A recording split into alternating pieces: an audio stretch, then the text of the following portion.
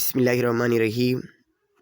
अस्सलामु अलैकुम। Lecture number 2 chapter number 9 waves और एनर्जी के लेक्चर में अगेन वेलकम। आज मैकेनिकल वेव्स और इलेक्ट्रोमैग्नेटिक वेव्स के फ़र्क को समझेंगे। लास्ट टाइम हमने लेक्चर नंबर 2 में वेव्स का इंट्रोडक्शन, वेव की अक़साम को डिस्कस किया था। मैकेनिकल वेव्स हमने कहा वेव की दो टाइप्स होती हैं, मैकेनिकल वेव्स और इलेक्ट्रोमैग्नेटिक वेव्स, मीडियम की बुनियाद पर। मीडियम एनर्जी को डिस्कस किया। अगर आपने वो लेक्चर नहीं देखा पहले वो देखें, कमेंट बॉक्स में उसका लिंक मौजूद है।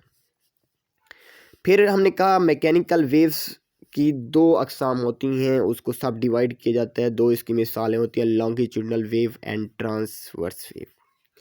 आज हम मैकेनिकल वेव्स और इलेक्ट्रोमैग्नेटिक वेव का ब्रीफ डिफरेंस को समझेंगे। ये नोट्स के अकॉर्डिंग हैं, ये बुक पंजाब टेक्स्ट बुक के मुताबिक बनाए गए हैं और ये पेपर पैटर्न के मुताबिक हैं। तो देखिए, इनसे इंफॉर्मेशन लें। मैकेनिकल वेव्स क्या होती हैं जी? ऐसी वेव्स जिन्हें गुजरने के लिए किसी मीडियम की ज़रूरत होती है, किसी मोड ऑफ ट्रांसफ़र की ज़रूरत होती है। मीडियम क्या है? मीडियम वो मादा जिसके ज़रिए वेव सफ़र करती है उसे मीडियम कहते हैं। वो मीडियम ठोस हो सकता है, माई हो सकता है, गैस हो सकती है। यानी आप रस्सी को ऐसे हरकत देते हैं, रस्सी में जो बल्ब पैदा होते हैं, रस्सी क्या है? ठोस है, बल्ब पैदा होते हैं। रस्सी तो आपके हाथ में मौजूद है। मीडियम याद रखना, इसे पूरे प्रोसेस में मीडियम अपनी जगह पर ही रहेगा। क्या ट्रांसफ़र होगी? एनर्जी ट्रांसफ़र होगी। तो रस्सी आपके हाथ में है और रस्सी में जो बल्ब पैदा होते हैं वो बल्ब क्या होते हैं? एक जगह से दूसरी जगह एनर्जी को मुंतकिल कर रहे हैं।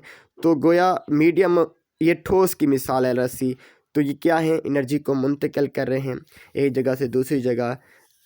तो इसी तरह मेरी आवाज़ आप तक पहुंच रही है तो साउंड वेव्स, ये साउंड वेव्स क्या हैं? मैकेनिकल वेव्स हैं। दो बंदे आपस में गुफ्तगू कर रहे हैं, उनकी आवाज़ एक दूसरे तक पहुंच रही है। क्या है? हवा उनकी आवाज़ को एक दूसरे तक ले जा रही है। हवा क्या है?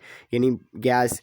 ये गैस भी क्या है? ये मीडियम कोई भी हो सकता है, हवा, पानी, रस्सी, कोई भी हो सकता है जो मैकेनिकल, यानी मीडियम। मैकेनिकल वेव को मीडियम चाहिए आगे बढ़ने के लिए। That's it. दूसरा मेन पॉइंट यह है कि मैकेनिकल वेव्स खला में से नहीं गुजर सकती। क्यों नहीं गुजर सकती? सवाल आता है कि मैकेनिकल वेव्स या साउंड वेव्स खला में से क्यों नहीं गुजर सकती? तो आप कहेंगे मैकेनिकल वेव्स खला में से नहीं गुजर सकती। इसकी वजह यह है कि मैकेनिकल वेव्स खला में से नहीं गुजर सकती क्योंकि खला में कोई मीडियम या पार्टिकल नहीं होता। मीडियम और पार्टिकल वैक्यूम में, खला में ना होने की वजह से, स्पेस में ना होने की वजह से, क्योंकि मैकेनिकल वेव को तो मीडियम चाहिए, पार्टिकल चाहिए आगे बढ़ने के लिए। तो ये आगे बढ़ने के लिए इस स्पेस में कोई मीडियम नहीं है, कोई पार्टिकल नहीं है, इसीलिए साउंड वेव्स खला में से नहीं गुजर सकती, ना आ सकती हैं ना गुजर सकती हैं जी। इसकी मिसालें देखें, इधर देखें ना। अगर आपसे सवाल पूछे कि कैसे पैदा होती है तो मैकेनिकल वेव्स, जैसे पानी के सरफेस पर वाटर वेव्स जो हैं, ये देखें ना, वाटर वेव्स, ये अगर कंकर पानी में डालें तो जैसे डालेंगे तो आगे पीछे पानी की वेव्स पैदा होती हैं। वेव उसी तरफ पैरेलल मूव करते हैं जिस तरफ लहरें बनती हैं। इसी तरह क्लैपिंग जैसे करते हैं, क्लैपिंग करने से साउंड वेव्स पैदा होती हैं। साउंड वेव्स हम तक कैसे हमें सुनाई देती हैं? हवा के ज़रिए। ये साउंड वेव्स, क्लैपिंग, ये क्या हो जाएंगी? ये भी मैकेनिकल वेव्स की मिसालें हैं। इधर देखें इधर इसकी मिसाल ऊपर मैकेनिकल वेव्स, इलेक्ट्रोमैग्नेटिक वेव्स, दो टाइप्स दी गई हैं। आज इन्हीं को डिस्कस करने हैं। ये इन्हीं में इनकी डिफ़ाइन भी लिखी हुई है दोनों, लेकिन मैंने इजी करके यहाँ दोनों को समझाया है। और इसकी मिसालें देखें, साउंड वेव्स, पानी की सतह पर बनने वाली वेव, रस्सी में पैदा होने वाली वेव, ये मैकेनिकल वेव्स की मिसालें हैं। ये मिसालें आपको मज़ीद क्लियर होंगी ट्रांसवर्स वेव को और लॉन्गिट्यूडनल वेव को जब हम पढ़ेंगे जी। इंग्लिश मीडियम वाले कहेंगे the wave which require any medium to travel through is called mechanical wave. Note, it cannot travel through space.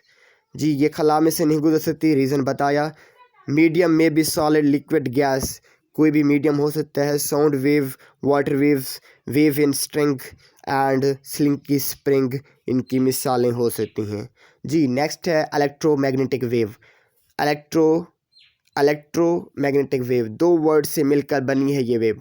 Electro and magnetic यानी ऐसी वेव्स जो इलेक्ट्रिक एंड मैग्नेटिक फील्ड की ऑब्जर्वेशन या वाइब्रेशन, क्या कहा, ऐसी वेव्स जो इलेक्ट्रिक एंड मैग्नेटिक फील्ड की वाइब्रेशन से पैदा हो उसको इलेक्ट्रोमैग्नेटिक वेव कहते हैं। ऐसी वेव जो इलेक्ट्रो एंड मैग्नेटिक फील्ड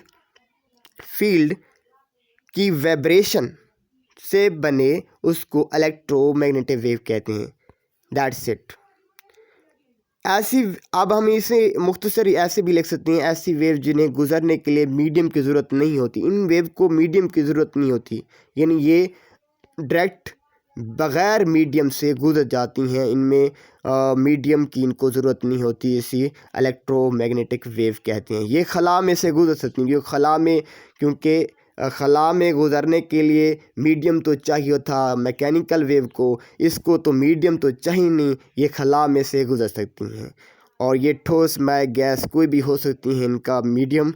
और ये इसकी मिसालें देखें तो रोशनी की वेव्स यानी light waves, microwaves, radio waves, X rays, ये इसकी एग्जांपल हैं। सूरज को देखें ना, सूरज से जो रोशनी ज़मीन तक पहुंच रही है तो ये रेडिएशन, ये कोई सेंटर में स्पेस में कोई इसका मीडियम नहीं है, कोई पार्टिकल नहीं है, कोई रस्सी नहीं है जो यहाँ से आ रहे हैं हम ज़मीन तक पहुँच रहे हैं। तो इसे डायरेक्ट ले आने के लिए जो वेव्स आ रही हैं अप एंड डाउन मोशन में, ट्रांसफ़र वेव की शक्ल में, ये क्या हैं, इलेक्ट्रोमैग्नेटिक वेव्स हैं। इन्हें मीडियम की ज़रूरत नहीं पड़ती। ये सूरज से आने वाली जो वेव्स हैं इलेक्ट्रोमैग्नेटिक वेव की मिसालें हैं। ये लाइट वेव्स, इंग्लिश मीडियम वाले देखें ना, the waves which do not require any medium to travel through is called electromagnetic wave. It can travel to space और vacuum.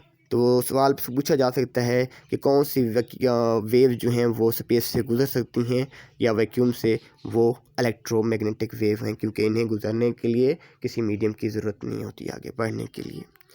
Ji, it can also travel through solid liquid gas and इसकी मिसाल देखें, light waves, radio waves, microwaves, X rays, infrared waves. ये मज़ीद इसकी application में इसको मज़ीद पढ़ेंगे इसके बारे में। आज थोड़ा सा इसका इंट्रोडक्शन दिया। नेक्स्ट वीडियो के लिए अल्लाह हाफिज़।